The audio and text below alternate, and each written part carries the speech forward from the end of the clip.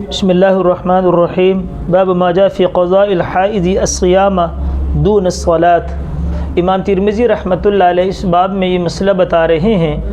کہ اب رمضان کے مہینے میں جب عورت کو بیماری لاحق ہوگی، یعنی ماہواری آئے گی یا نفاس کا مسئلہ پڑ گیا اور اس نے روزے نہیں رکھے، تو اب جب یہ پاک ہوگی اور تو قضا دونوں کی کرے گی، کیونکہ دونوں فرض ہیں۔ نماز بھی فرض ہے اور نماز تو محتم بالشان ہے، لیکن روزے بھی فرض ہیں۔ تو اس باب کے اندر اس حدیث کو بیان کیا جا رہا ہے۔ حضرت اما عائشہ رضی اللہ تعالیٰ عنہ سے روایت ہیں، وہ فرماتی ہیں کہ قالت كنا نحيض عند رسول اللہ صلی اللہ علیہ وسلم ثم نطهر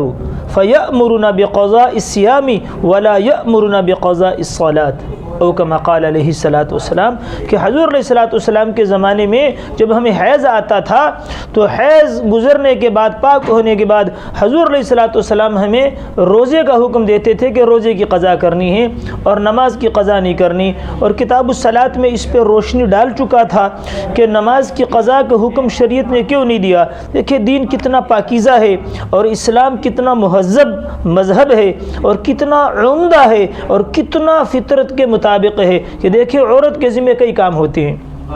عورتوں کے ذمہ کئی کام ہوتے ہیں۔ صبح اٹھنا، نماز کے بعد ناشتہ تیار کرنا، بچوں کو تیار کرنا، بچوں کے کپڑے دھونا، گھر کے اور کام کاج ہیں، سارے ان کے ذمہ ہوتے ہیں۔ اگر ان کو اب روزہ تو ایک روزہ ہے وہ رکھ لیں گے، اگر 3-5 روزے اس کو نہیں رکھے تو 5 روزے ہیں، لیکن 5 دن کی نمازیں تو 40-50 نمازیں بن گئی۔ اب اتنی نمازیں قضا کرنے میں حرج ہے، حرج تھا، تنگی تھی، لہٰذا شریعت نے کہا کہ صرف آپ روزوں کی قضا کریں گی، نمازوں کی قضا نہیں ہے۔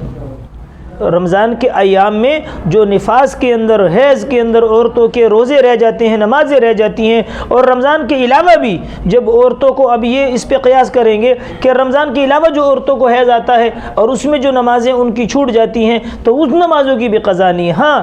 شریعت یہ کہتی ہے عورتوں سے کہ جب نماز کا وقت آئے، اب حیض ہے، نفاس ہے، تو اب کرے کیا کہ نماز کا وقت آ جائے تو وضو کر لے اور جائے نماز وغیرہ پر بیٹھ کے اللہ کا ذکر کر لے،